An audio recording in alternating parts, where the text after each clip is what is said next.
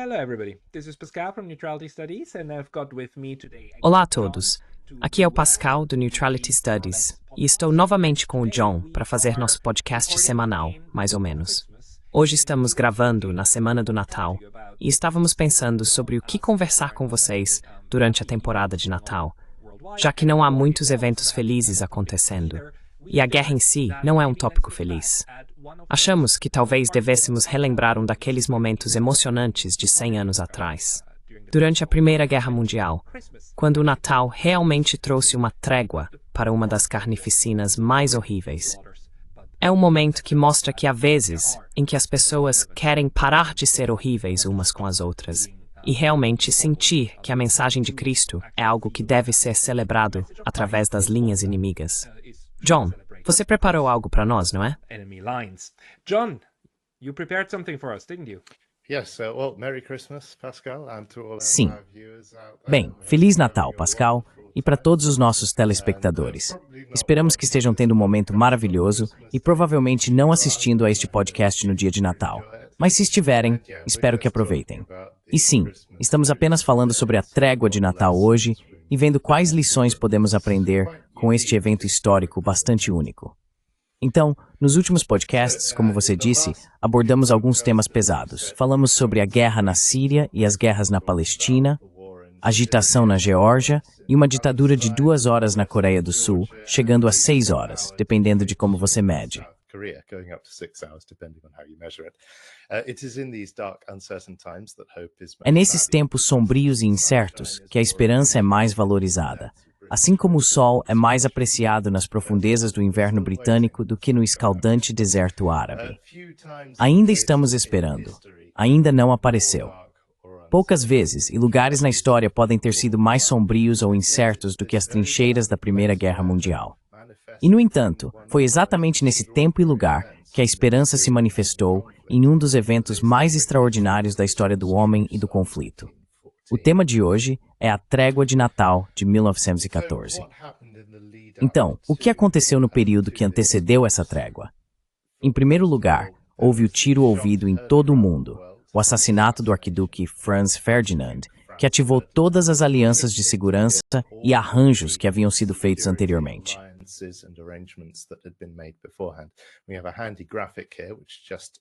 Temos aqui um gráfico útil que mostra todos os diferentes países e suas alianças pré-guerra antes do tiro ser disparado em agosto de 1914 e as datas de todos os tratados-chave entre eles.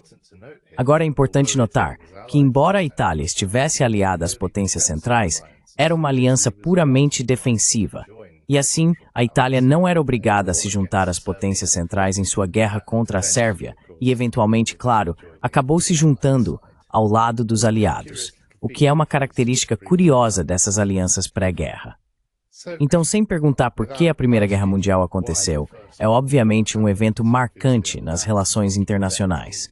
O que você diria que foram os erros realmente importantes cometidos durante esse período que levaram a esse tipo de conflito?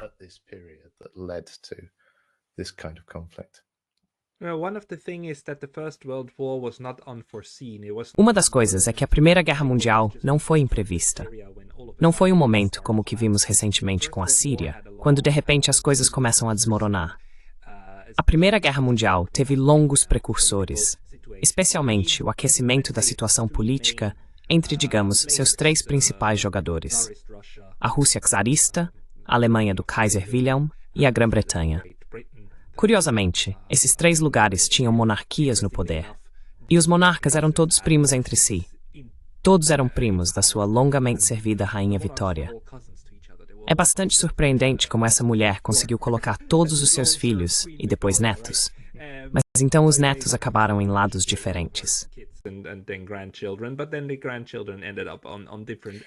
É claro, imaginaria que seria uma necessidade para Pauls se todos os países fossem governados pela mesma família. It's strange. Não é. Foi uma receita para desastres de outro tipo. E a questão é que, quero dizer, o desenvolvimento político, especialmente a corrida armamentista que estava acontecendo, era bem conhecido e bem compreendido. Uma das conferências mais importantes que aconteceram foram as Conferências de Paz de Haia, de 1899 e 1907.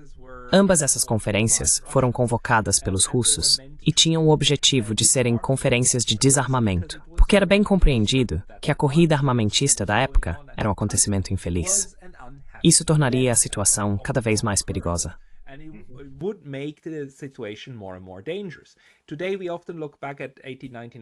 Hoje, muitas vezes olhamos para 1899 e 1907 como momentos de grande idealismo e, você sabe, um esforço fadado ao fracasso.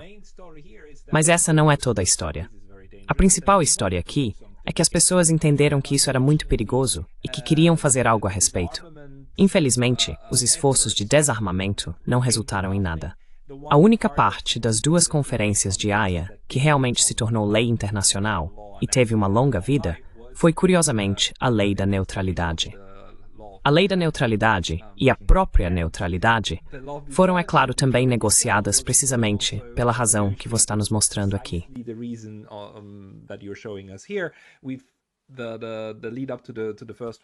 O período que antecedeu a Primeira Guerra Mundial também foi marcado pela formação de alianças. E essas alianças eram inerentemente perigosas. Até mesmo Bismarck, que na época da Primeira Guerra Mundial já estava morto há muito tempo, sentia, no final do século XIX, que essas alianças poderiam realmente causar uma enorme catástrofe, uma vez que os dominós começassem a cair. E como você pode ver aqui, isso é algo que aconteceu quando, em 1914, Franz Ferdinand, o príncipe herdeiro do Império Austro-Húngaro, foi assassinado em Sarajevo. Esse evento em si, que na verdade foi algo relativamente pequeno, ok, foi uma grande notícia, mas não foi tão dramático em termos de escalada de tensões, teve um efeito dominó.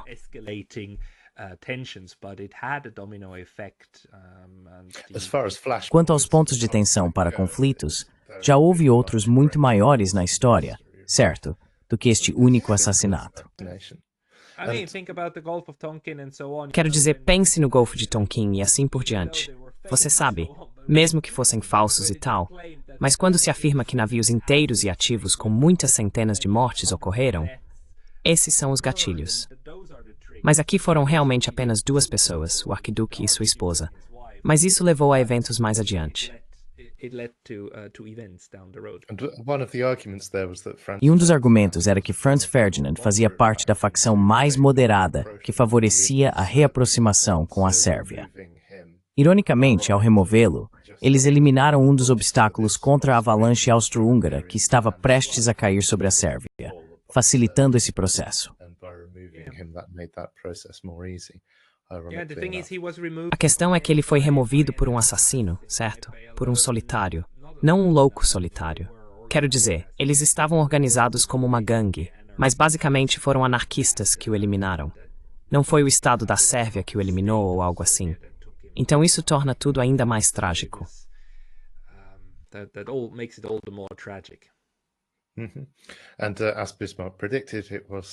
E como Bismarck previu, foi algum maldito incidente bobo nos Balcãs, parafraseando, que fez com que todas essas alianças de segurança interligadas entrassem em ação. Então, depois que isso acontece, há um período muito interessante que não precisamos detalhar, mas em apenas algumas semanas, realmente, todas essas alianças entram em funcionamento. Há diplomatas tentando criar paz aqui, seus esforços falham. Há generais pressionando pela guerra, que obviamente tem sucesso, com Hotzendorf sendo um jogador importante, um general austríaco, não apenas em fazer a guerra acontecer, mas também em garantir que o desempenho da Áustria na guerra fosse péssimo. Mas esse é outro desvio que não temos tempo para explorar. Então, o que acontece a partir de agosto de 1914? Bem, a Alemanha ativa seu chamado Plano Schlieffen, ou um de seus descendentes, a ideia sendo invadir rapidamente a França através da Bélgica, to estimce to Torrepinumining. Is was swing Burka for Paulist, in Burkheimen.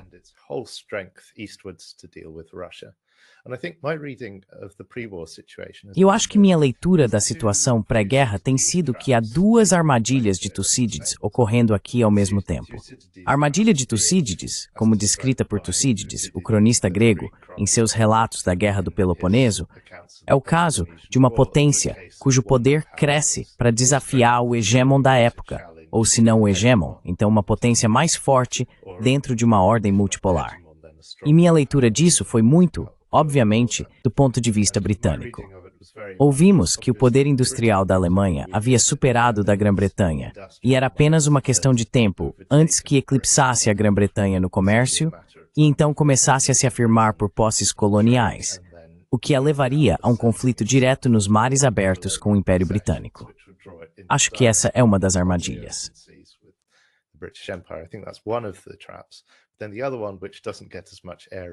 Então, o outro que não recebe tanta atenção na mídia anglófona é entre a Alemanha e a Rússia. A Alemanha avaliou corretamente que, embora a Alemanha naquela época fosse muito maior e ocupasse uma população maior do que ocupa agora em relação ao resto da Europa, a Rússia era ainda mais. E a Rússia estava se modernizando. Estava aprendendo com suas lições de 1904, quando perdeu a Guerra Russo-Japonesa, e havia abolido a servidão há muito tempo, mas estava gradualmente começando a liberalizar e implementar todas essas reformas de modernização, construindo muitas ferrovias e aumentando sua capacidade de mobilização. E acho que havia um grande medo na Alemanha de que isso removesse sua posição preeminente como a principal força militar terrestre na Europa na época.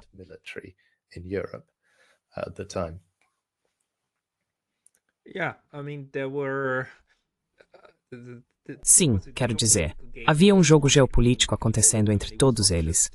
E não era apenas na Europa.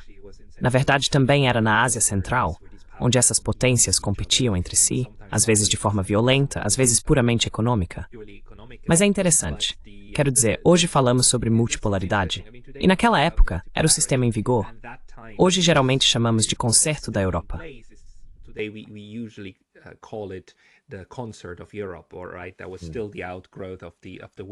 Isso ainda foi o resultado da forma como as guerras napoleônicas terminaram em 1815, e você tinha mais ou menos um equilíbrio de poder instalado.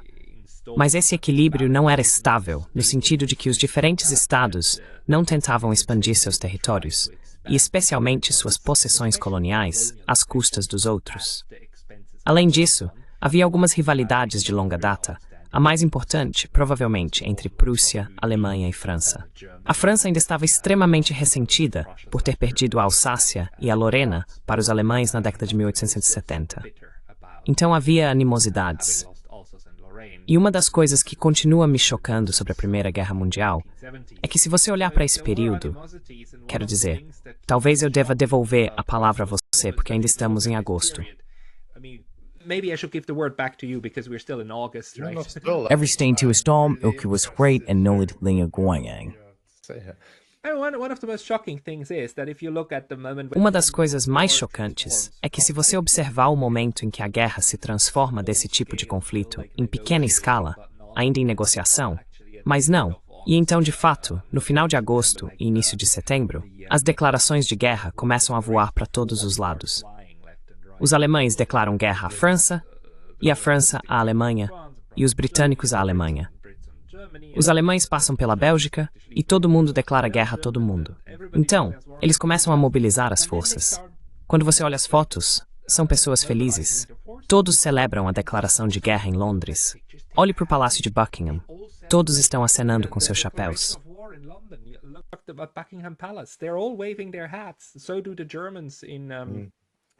Assim fazem os alemães em torno do Kaiser. Assim fazem os franceses. Todo mundo está feliz que finalmente algo está acontecendo, que finalmente algo mudou. E esses soldados vão para a guerra. A famosa imagem dos alemães, tipo escrevendo em seus vagões, que estão, você sabe, nos vagões de trem, escrevendo lá, vejo você em Paris no Natal, nos Champs-Élysées. Tipo esse tipo de besteira, sério. E eles estavam felizes por ir para a guerra. E isso é o que mais me choca quando você vê que as pessoas querem fazer guerra. Não apenas as elites belicistas, e os aristocratas, e os reis e as rainhas. Não, os soldados rasos também, quando pensam que estão indo em direção à aventura. em vez de, oh meu Deus, vou pro moedor de carne e morrer de uma maneira horrível em algum lugar em uma trincheira. Yeah, I mean, the average villager in Saxony or O aldeão médio na Saxônia, ou em East Anglia, em 1914, que provavelmente raramente deixava os limites de sua paróquia, não teria ideia de como era uma guerra real. E sua compreensão mais próxima disso seria através da propaganda nacional, dos jornais e do futebol. Assim, eles considerariam isso uma espécie de exercício esportivo em grande escala, uma demonstração de domínio, um duelo heróico entre dois cavaleiros, sem perceber que era, na verdade, uma carnificina muito sórdida e sangrenta, como Churchill apontou mais tarde. Mas vamos avançar rapidamente em direção ao Natal. Não foi no Champs-Élysées, é claro. Então a Alemanha invadiu a Bélgica. Houve uma guerra total entre todas as partes desse gráfico, exceto a Itália. E eu não acho que a Bulgária tenha se juntado até 1915 também, outubro de 1915.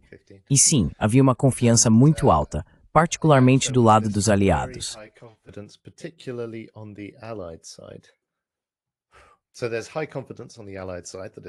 Então, há uma grande confiança do lado dos aliados de que tudo vai acabar até o Natal.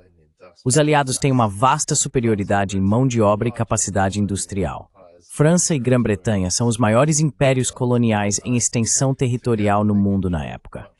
Juntos, eles controlam grande parte da superfície do mundo.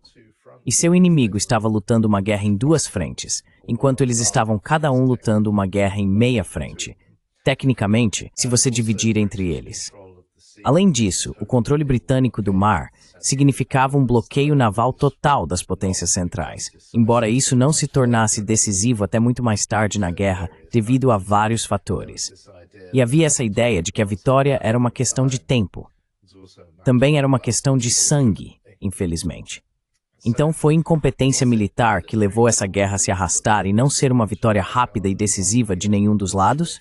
Bem, não acho que it's bad towards starting. I don't think that's entirely fair to say. The Russian invasion of Prussia was comprehensively defeated. A invasão russa da Prússia foi completamente derrotada nas batalhas de Tannenberg e dos Lagos Masurianos. Mas a Áustria também falhou em derrotar a Sérvia e acabou ficando presa nas passagens com grande parte de sua força comprometida em outro lugar contra este país relativamente pequeno enquanto estava sendo derrotada. Perdeu 4 exércitos em debandada na Galícia, enquanto os russos avançavam e começavam o cerco de Przemysl, o local de pronúncia mais difícil de toda a Primeira Guerra Mundial. Isso então forçou os alemães a deslocar tropas da frente ocidental para apoiar a Áustria no leste. Mas no oeste, a Alemanha foi detida no Marne. Isso frustrou o Plano Schlieffen. E assim, no dia de Natal, foi assim que a frente se parecia.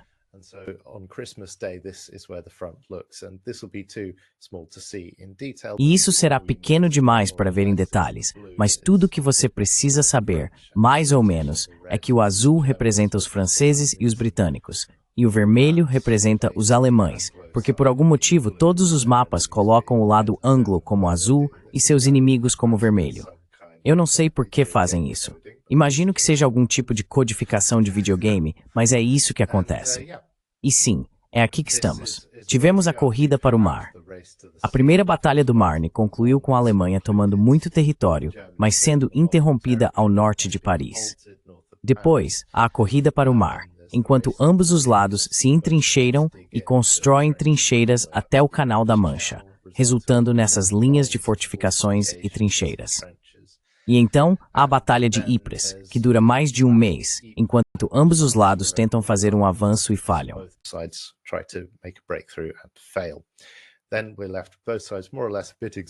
Então, ficamos com ambos os lados mais ou menos um pouco exaustos, um pouco desmoralizados, com o inverno chegando e se estabelecendo no dia 25 de dezembro.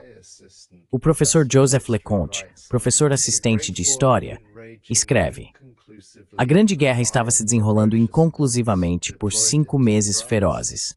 Desdobrada na França, a maior parte da força expedicionária britânica original de 160.000 homens havia sido dizimada em Mons, Le Cateau e Ypres. As baixas entre os exércitos francês e alemão foram ainda mais impressionantes. Até o final de dezembro, eles sustentaram perdas de combate de bem mais de 600.000 soldados, com muitos mais feridos ou desaparecidos. Grande parte da luta era corpo a corpo. E ainda assim, na véspera de Natal, os exércitos de ambos os lados da frente ocidental depuseram suas armas, cantaram hinos e trataram seus inimigos como irmãos.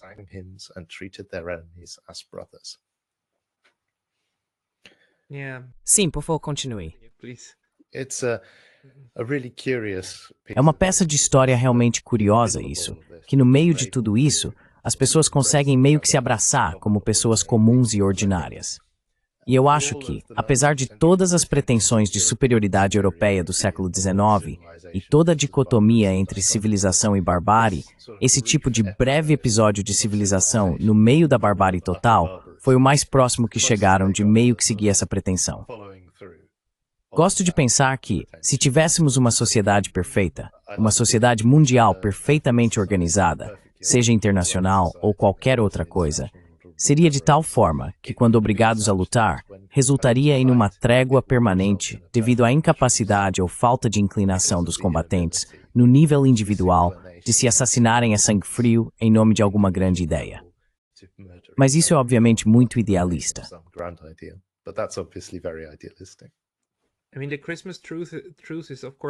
Quero dizer, a trégua de Natal não foi, claro, algo planejado politicamente. Não houve autorização dos generais e assim por diante para simplesmente parar a luta. Isso é algo que aconteceu no nível humano, certo, entre soldados, porque essas pessoas estavam muito próximas umas das outras. As trincheiras eram extensas, como você pode ver nessas fotos aqui. Elas são muito, muito longas. E as fortificações estavam à esquerda e à direita. Mas os dois exércitos estavam a algumas centenas de metros um do outro, o que os tornava tão perigosos, certo?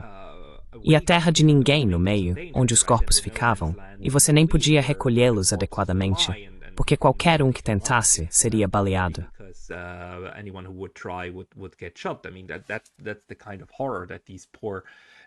Quero dizer, esse é o tipo de horror que esses pobres homens tiveram que suportar de ambos os lados. Era frio, horrível e sombrio. E então, dentro disso, o fato de que alguns desses homens começaram a cantar músicas de Natal de ambos os lados e perceberam que, embora estivessem cantando em línguas diferentes, estavam cantando as mesmas músicas, os mesmos hinos. Todos eram cristãos, certo? Quero dizer, com exceção do Império Otomano, os participantes da Primeira Guerra Mundial eram todos parte da fé cristã, de uma forma ou de outra. Ok, os russos celebram em uma data diferente, mas especialmente os alemães, os franceses e os britânicos celebram o Natal no mesmo dia. And the British, they all celebrate Christmas on the same day. And the fact that they all knew. E isso, o fato de que todos sabiam que era Natal, e o fato de que podiam ouvir os hinos do outro lado, fez com que percebessem, tipo, ok, apesar de toda a demonização, você percebe que não. Na verdade, essas são pessoas que compartilham muito conosco. E o fato de isso ter sido capaz de sobrepor suas ordens de se matarem é um momento absolutamente muito humano nesta situação desumana, o que novamente mostra que as pessoas em si não são as más. É aqui que eu discordo do realismo simples. Não está em nossa natureza necessariamente nos matarmos. São os sistemas e as circunstâncias que nos obrigam, seja algo físico como a fome, ou algo estrutural como, você sabe, 3, 4, 5 linhas de comando dizendo para você ir e matar aquele cara ali. Essencialmente, uma penalty visibilidade você consegue. Sim, sim. Quero dizer, se a escolha é entre tentar matar o outro ou ser morto, então é natural que você faça isso. Então o verdadeiro crime é que você tenha tais momentos ocorrendo. E preciso contar uma pequena anedota aqui. Não é sobre a Primeira Guerra Mundial entre França e Alemanha, mas sim sobre a Segunda Guerra Mundial em Okinawa. Quando fui ao Japão pela primeira vez em 2004, tive o privilégio de conhecer um japonês que lutou em Okinawa. Ele estava na casa dos 80 anos em 2004 e já está morto há mais de 10 anos. Mas um grande sujeito, e eu entrevistei e perguntei a ele então, você lutou em Okinawa, as batalhas mais sangrentas, como combate corpo a corpo, muito semelhante ao que tivemos aqui, só que com armas diferentes, mais modernas.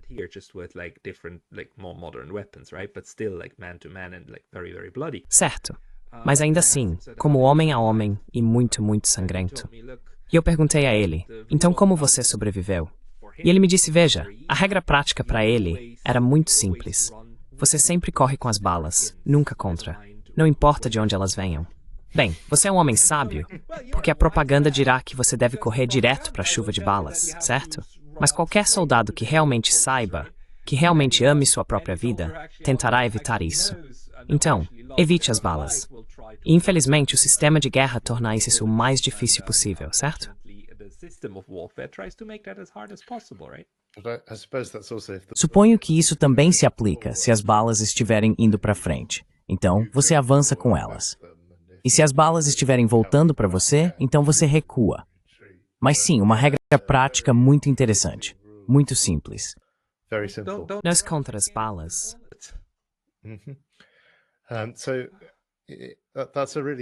Então, essa é uma anedota realmente interessante. Voltando ao Natal de 1914, tudo começou com cantos de Natal na maioria dos lugares na noite da véspera de Natal. Em algumas partes da linha, o tiroteio parou ao meio-dia na véspera de Natal. Não por consentimento mútuo, mas por coincidência mútua, o que foi algo curioso. E então, mais tarde, ambos os lados entraram na terra de ninguém para resgatar seus mortos e feridos. É bastante notável pensar que haveria homens feridos deitados em crateras de bombas na terra de ninguém de ambos os lados, celebrando o Natal de cada lado, e seus amigos não podiam resgatá-los, porque assim que levantavam a cabeça, temiam ser baleados.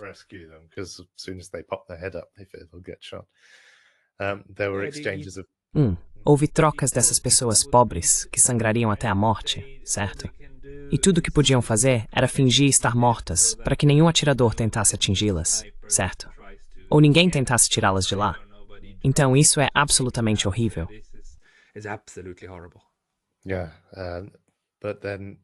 Sim, mas então eles entraram na terra de ninguém, à luz do dia, no dia de Natal, trocando presentes, comida e souvenirs.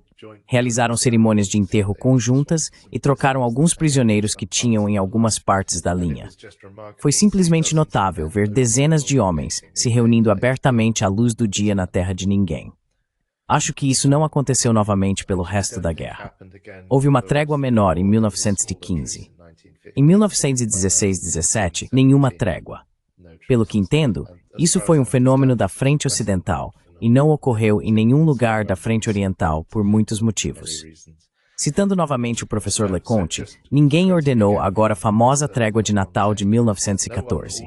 Ela surgiu espontaneamente entre oficiais e soldados comuns ao longo de centenas de milhas de defesas fortificadas.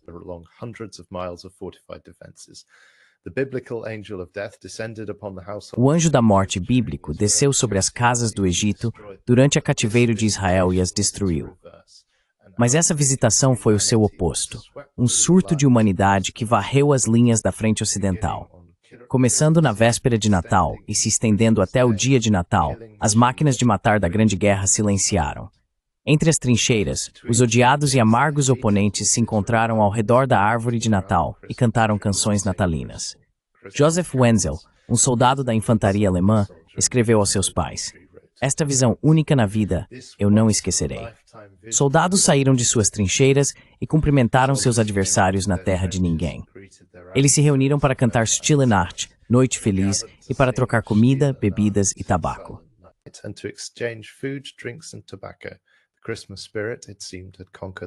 O espírito de Natal, ao que parecia, havia conquistado o campo de batalha, mas não duraria muito. Em 24 horas, a luta recomeçou, e o espírito do Príncipe da Paz foi arrastado de volta para um abismo de guerra e desolação. Muito do vigor, confiança e decência do Ocidente parecia desaparecer com ele.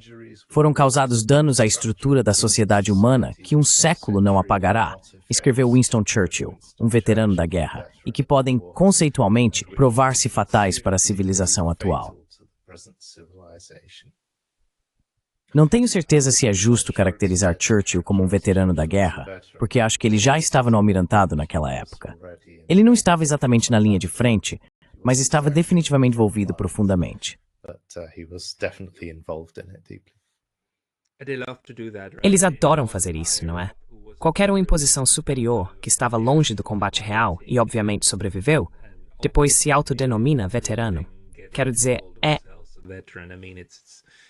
Well, yes. I mean, Churchill had Bem, sim, quero dizer, Churchill lutou. Mas não tenho certeza se ele realmente se descreveu como um veterano da Primeira Guerra Mundial. Eu não vi isso. Mas ele lutou em várias guerras imperiais antes disso. Ele era apenas velho o suficiente e sênior o suficiente naquela época para não estar envolvido na linha de frente, pelo que entendo. Ele esteve envolvido no planejamento de Galípoli, por exemplo, que foi um desastre, embora também tenha sido chamado de a única ideia estratégica original que os aliados tiveram em todos os 4 anos de conflito, o que também soa como um desastre, se você me perguntar. Mas aí está. Passando por alguns relatos de testemunhas oculares, então. Moving on to some eyewitness accounts then. These come from the Imperial War Museum in London. Esses vêm do Imperial War Museum, em Londres, que é realmente muito bom em reunir esses relatos de testemunhas oculares dos níveis mais baixos. Temos um de um soldado chamado Marmaduke Walkington. Esse é o nome real. Você consegue adivinhar de que lado ele lutou? Os russos? Perto, mas sem charuto. Então ele diz, estávamos na linha de frente. Estávamos a cerca de 300 metros dos alemães. E nós tínhamos, acho que na véspera de Natal, cantado canções de Natal e isso, aquilo e o outro. Os alemães estavam fazendo o mesmo. E estávamos gritando uns para os outros, às vezes comentários rudes, mais frequentemente apenas comentários de brincadeira. De qualquer forma, um alemão eventualmente disse, amanhã você não atira, nós não atiramos. E amanhã chegou, e nós não atiramos, e eles não atiraram.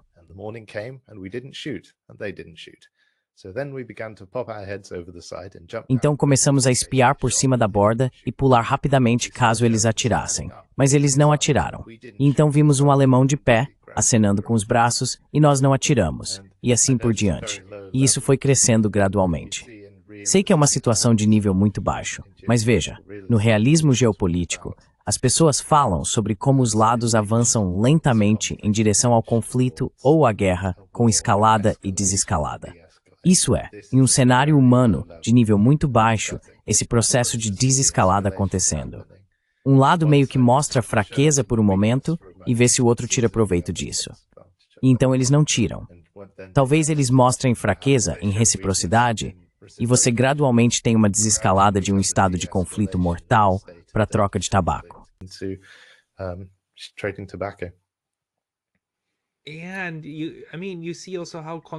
E quero dizer, você vê também como a construção de confiança funciona ali, em um nível micro, certo? O fato de que o outro não atirou, então lhe deu a confiança para tentar algo mais. Quero dizer, essas pessoas que colocaram suas cabeças para fora, ou até mesmo ficaram em cima das trincheiras, arriscaram suas vidas, certo? Quero dizer, isso foi algo enorme. E o fato de que, do outro lado, ninguém atirou, também significa que você não tinha esses fanáticos loucos que queriam matar a qualquer preço. Eles entenderam o que estava acontecendo, e seu instinto lhes disse para esperar e não atirar naquele outro, que obviamente estava ali de boa fé. E então você já mencionou isso, certo? Aconteceu apenas em uma versão menor, em 1915, e depois não novamente em 16 e 17, porque as ordens eram, quero dizer, estava bem claro que isso não deveria acontecer novamente.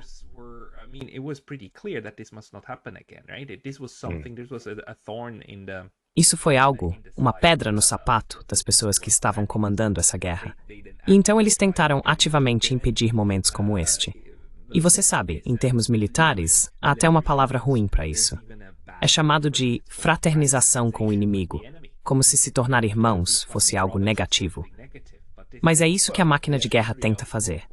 Ela tenta cortar os laços entre as pessoas e colocá-las umas contra as outras. E aqui, tivemos um momento em que essa estratégia, provavelmente porque era o início da guerra, provavelmente porque as coisas não foram bem pensadas, provavelmente porque ainda havia muita bondade nessas pessoas, não apenas bondade, mas também oposição, a pura carnificina, que elas realmente tinham a necessidade e o desejo e o sentimento de tentar criar um dia de Natal com seus inimigos. Yeah, and on the subject of the generals, Sim, e sobre o assunto dos generais tomando medidas para evitar que isso aconteça nos próximos anos, lembro que os generais veem a guerra mais como um jogo no abstrato, como um jogo de xadrez, por exemplo. E se você se lembra de Harry Potter, de todos os lugares, há uma cena absurda onde as peças de xadrez em Harry Potter são sencientes, certo? Elas respondem aos jogadores que as comandam. Então, se você manda uma peça ir a algum lugar, se ela não tem confiança em você, ela se vira e diz que não deveria ir para lá, que deveria ir para outro lugar, ou o que quer que seja, ou que alguma outra peça deveria ser sacrificada e não essa. Obviamente isso é cômico e absurdo. Mas acho que isso meio que mostra um pouco a desconexão entre os generais vendo a guerra que estão conduzindo mais como um jogo, com peças que podem responder a você.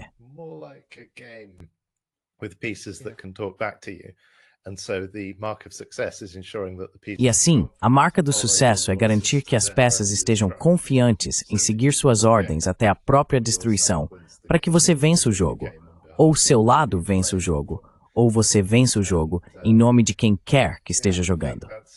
E sim, acho que isso é uma pequena anedota realmente curiosa. Temos uma citação de um oficial de artilharia chamado Richner, um alemão que estava confraternizando com soldados franceses, curiosamente. Lembro-me muito bem do Natal. Lembro-me do dia de Natal, quando os soldados alemães e franceses deixaram suas trincheiras, foram até o arame farpado entre eles, com champanhe e cigarros nas mãos, e tiveram sentimentos de confraternização e gritaram que queriam terminar a guerra. E isso durou apenas 2 dias, 1 e meio na verdade. E então veio uma ordem rigorosa de que nenhuma confraternização era permitida e tivemos que voltar para nossas trincheiras. Isso é exatamente o que você estava dizendo.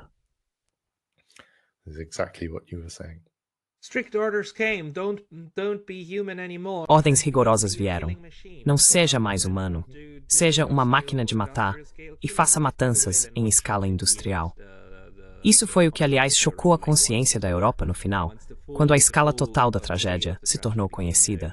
Até então, não tínhamos esse tipo de matança mecanizada da era industrial na guerra.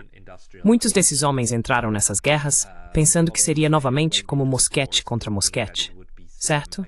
E assim por diante. Mas então havia o gás e a Velsen.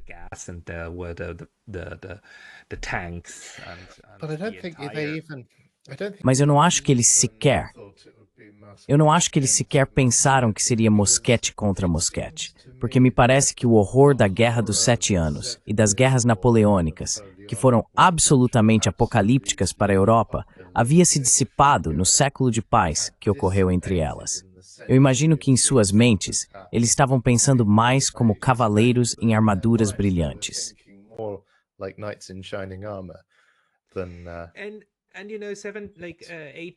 E você sabe, como na década de 1870, certo? A Guerra Franco-Prussiana e assim por diante, eles estavam imaginando cenas como essas, e as pessoas estavam cientes de que guerra é guerra, mas estavam pensando nisso em uma escala muito menor. Além disso, provavelmente não estavam cientes dos números envolvidos. Sim. Sim, eles não estavam pensando que isso seria como Borodino. Eles achavam que seria uma vitória rápida e heroica. Voltariam para casa com muito dinheiro e possivelmente saque nos bolsos, recebidos como heróis e preparados para o resto de suas vidas. Mas a distância para as guerras napoleônicas, que também foram horríveis, e se você olhar para Tolstói e assim por diante, as pessoas que escreveram sobre isso, você tem uma noção da devastação. A distância de 100 anos também pode desempenhar um grande papel. E isso é algo que me deixa muito inquieto quando penso no fato de que a Segunda Guerra Mundial agora está a 80 anos de distância de nós. Então estamos nos aproximando novamente deste momento em que todos que ainda têm memórias ativas de um desses grandes momentos de guerra vão desaparecer. E temos novas gerações que têm ideias equivocadas, como o que estamos vendo agora com a Rússia e a Ucrânia. E como os europeus falam sobre, você sabe, basta dar uma surra nos russos e então tudo ficará bem.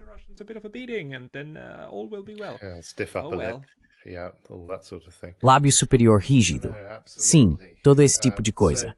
Eu sei, absolutamente. Então vale a pena destacar que a trégua nem sempre foi bem sucedida, embora muitas vezes houvesse uma iniciativa de ambos os lados para que acontecesse.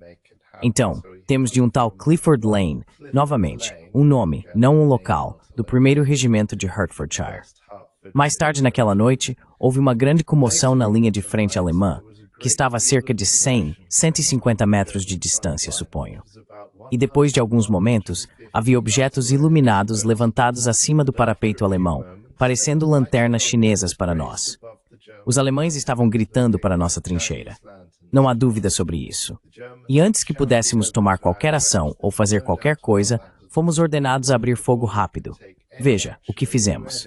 Os alemães não responderam ao nosso fogo rápido. Eles simplesmente continuaram com suas celebrações, nos ignoraram completamente e estavam se divertindo muito. Nós nunca fizemos nada além de simplesmente continuar em nossas trincheiras molhadas, tentando tirar o melhor proveito de uma situação ruim. Wet trenches trying to make the most of a bad job.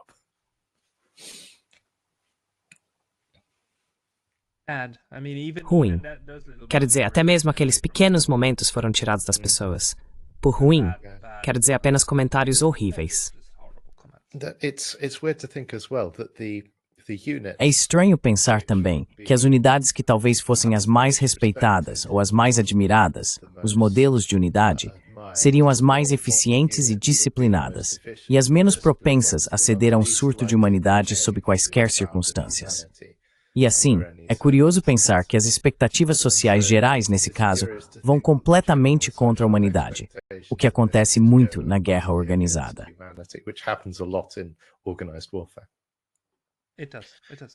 Isso mesmo, é sobre isso.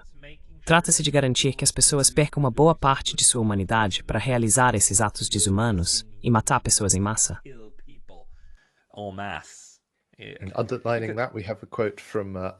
Ressaltando isso, temos uma citação de Archibald Stanley. Eu te conto o que aconteceu no dia de Natal de 1914, e as pessoas não acreditam. Tivemos essa trégua não oficial. Nos encontramos na terra de ninguém no dia de Natal de 1914. Apertamos as mãos. Eles eram saxões, e ouvi um sujeito falando inglês. Eu disse a ele, "Você fala inglês?" Sabe o que ele disse? "Cor blimey, mate", ele disse. Eu estava em um hotel em Londres quando a guerra estourou. Achei que isso era o máximo. Ele tinha o sotaque de Londres. Eu poderia imitar, mas não vou fazer isso. E sim, é simplesmente incrível como existem essas histórias locais. Agora, muitas das que você lê, não há como comprová-las, certo? Não há investigação entre suas fontes. Você tem um relato de testemunho ocular, e aceita ou não, e pode imaginar que a história possivelmente cresceu ao ser contada. Mas ainda assim, é totalmente crível que algo assim poderia ter sido.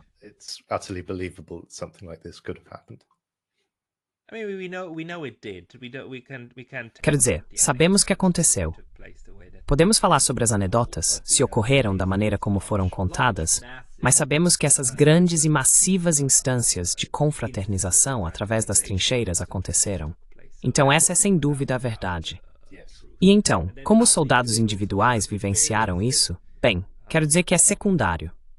Provavelmente não é. Foi uma motivação primária, mas... Esta imagem é realmente de uma dessas?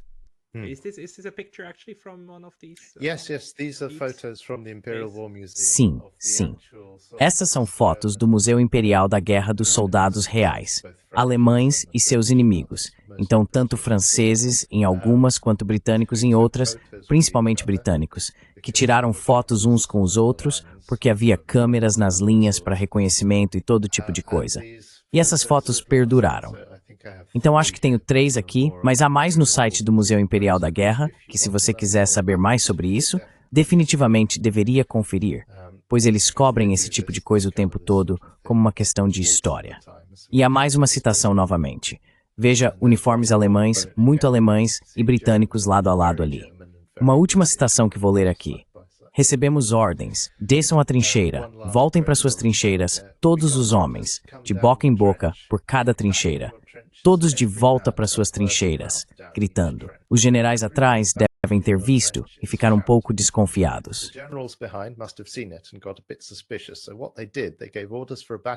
Então, o que eles fizeram foi dar ordens para uma bateria de armas atrás de nós disparar e uma metralhadora abrir fogo, e oficiais dispararem revólveres nos alemães. Claro, isso recomeçou a guerra. Estávamos amaldiçoando-os até o inferno, amaldiçoando os generais e tudo mais. Você quer se meter nisso aqui? Não importa suas ordens do seu grande castelo e dirigindo seus grandes carros. Odiávamos a visão dos malditos generais. Isso é de um tal George Ashurst.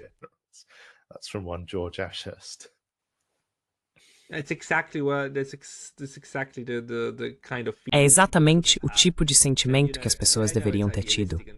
E você sabe, eu sei que é idealista e tudo mais, como aquele slogan de paz dos anos 1970. Imagine que fosse guerra e ninguém fosse. É exatamente isso. É como se você não conseguisse mobilizar todas essas pessoas para realmente morrerem por você nas trincheiras, então seria uma questão de algumas pessoas terem que jogar xadrez para resolver isso. Claro, não podemos parar a guerra com esses slogans, mas vale lembrar que são esses homens individuais, e agora também mulheres morrendo na linha de frente nas guerras que estão acontecendo no momento, na Ucrânia, no Oriente Médio, na Ásia Ocidental. Certo, as pessoas que estão sendo enviadas para lutar nisso. E esses momentos nos lembram que há humanidade, afinal.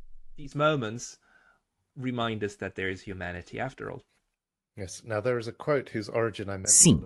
Agora, há uma citação cuja origem eu pretendia pesquisar antes do podcast, mas talvez nossos comentaristas possam colocá-la na seção de comentários, que acho que realmente fala sobre este evento.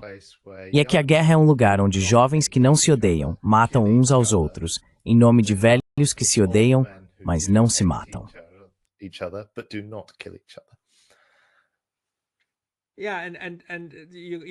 Sim, e você pode levar isso um passo adiante, certo? Onde jovens que não se odeiam e não se conhecem matam uns aos outros por homens mais velhos que se conhecem. Se odeiam, mas não se matam, certo? Também é que essas pessoas, elas conhecem o outro, certo? Eles eram como primos, caramba.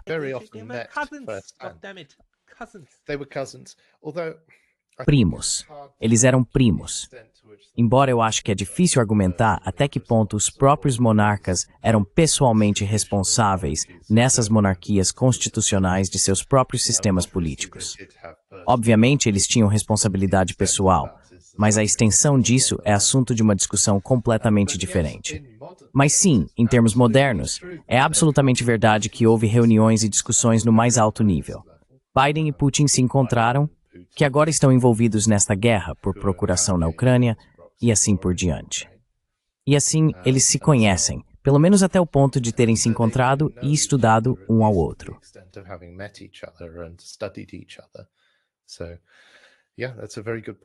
Então sim, esse é um ponto muito bom. Agora, havia muitas pessoas famosas envolvidas na Primeira Guerra Mundial, e embora muitas delas não estivessem envolvidas diretamente na trégua de Natal, ou tenham se juntado à guerra depois, quando o recrutamento em massa se tornou uma realidade, até mesmo na Grã-Bretanha, um dos personagens que eu gosto de mencionar é Tolkien. Em seu uniforme da Primeira Guerra Mundial, ele lutou na guerra a partir de 1916, e ao final dela, todos, exceto um de seus amigos mais próximos, haviam sido mortos, o que é uma perda bastante incrível. Ele estudou em Oxford e liderou homens de cidades de mineração, moagem e tecelagem de Lancashire.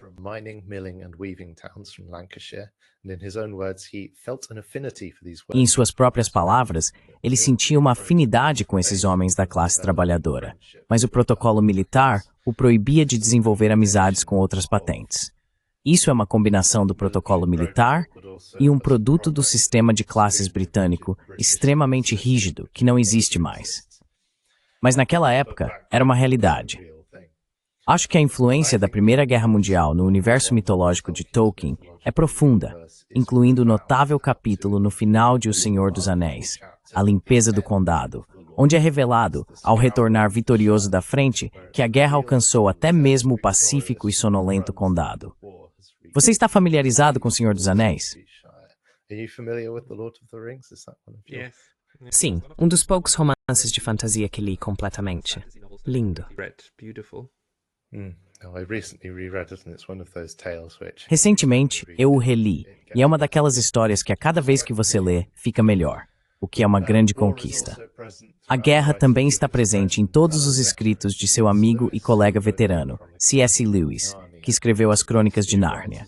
Mas esses dois escritores e seu círculo, eu acho, se destacam por permanecerem otimistas e religiosos e continuarem através de seus escritos a transmitir a crença em um universo moral, enquanto o mainstream cultural dos anos 20 e 30 derivava para o niilismo, existencialismo, hedonismo, ateísmo e outras rejeições da ordem moral pré-guerra.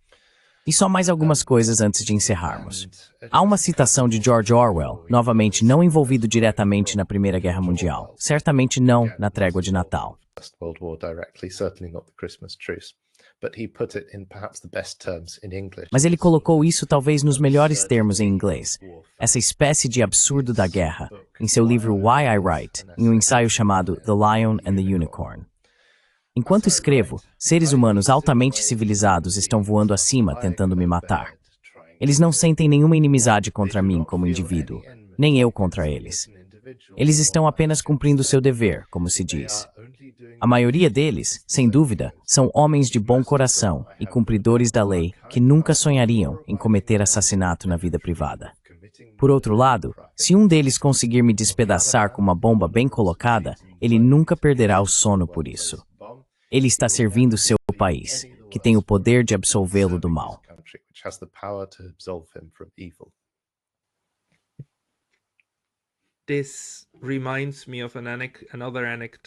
Isso me lembra de outra anedota que eu mesmo vivi. É sobre a ideia de dever, o que isso faz com você, e também a forma como as narrativas se desenrolam e como impactam a mente das pessoas. A anedota é que eu estava com um amigo americano muitos anos atrás. Estávamos sentados em um restaurante, e ele é vegano, na verdade, vegetariano-vegano, acho que vegano. Naquele restaurante achávamos que o que estávamos comendo era vegano, mas descobrimos que ele acidentalmente comeu um pedaço de peixe, um tipo de carne cortada, o que ele não percebeu até que nos contaram. Quando contamos a ele, ele ficou bastante chocado e disse: "Oh não, eu só sinto vontade de vomitar. Contribuí para a morte de outro ser." I feel like vomiting. I contributed to the death of another being.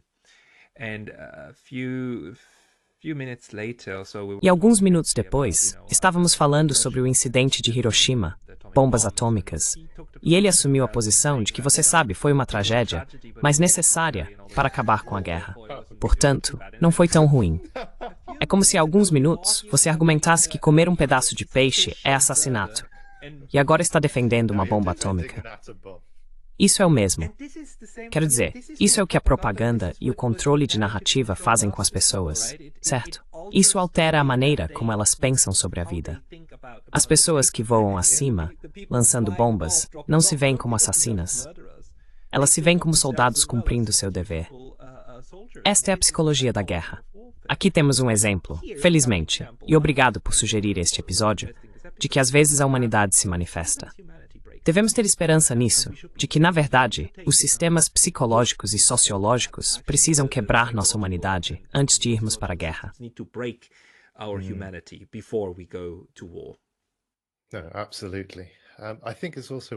Absolutamente. Acho que também vale a pena reconhecer a extensão em que há uma espécie de guerra de classes incorporada nesta escala massiva de guerra. Certamente, uma vez que a conscrição entra em vigor, você tem um grande número de pessoas, muitas vezes as mais pobres da classe trabalhadora, e seus filhos, sendo enviados para lutar, matar e morrer na linha de frente.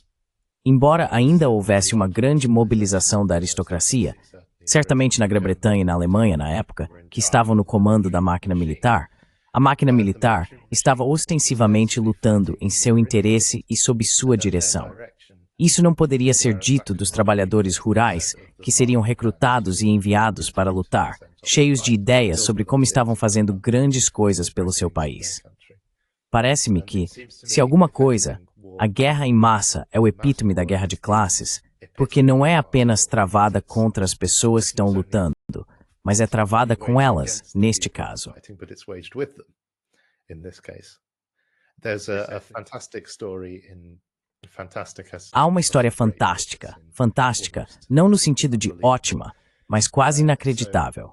Muitos dos homens em Glasgow foram recrutados, alistados ou convocados para lutar na Alemanha.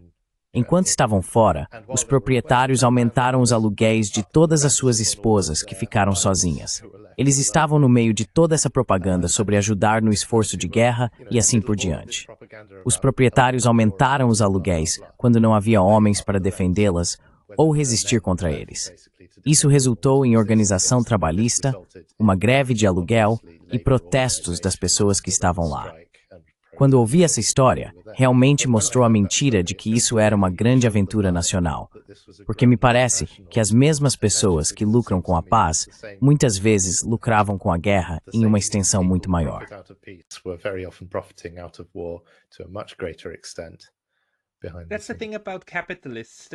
Essa é a questão sobre os capitalistas. Eles conseguem lucrar tanto com a guerra quanto com a paz. E é por isso que, quando pensamos em criar sistemas de paz, precisamos realmente pensar em como alistar os capitalistas no lado pacífico e garantir que eles não passem para o lado belicista, onde podem obter bons lucros com bombas e balas e assim por diante. Mas você sabe, o lucro é um fenômeno tanto de tempos de paz quanto de guerra. That's a peace and wartime phenomenon. Sim, e também vale a pena destacar que muitos argumentariam que o aluguel em si não é um comportamento capitalista. É um comportamento feudal, porque é uma busca por renda. Mas esse é um ponto bastante técnico. Isso é tudo que preparei sobre a trégua de Natal. Espero que você tenha tirado algum valor disso. Foi realmente interessante ter essa discussão, ouvir suas anedotas e sua visão sobre relações internacionais.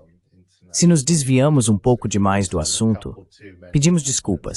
Mas de qualquer forma, foi um prazer, Pascal. Igualmente, John. E para você e todos, Feliz Natal, Feliz Ano Novo e mantenham-se em paz. Stay peaceful.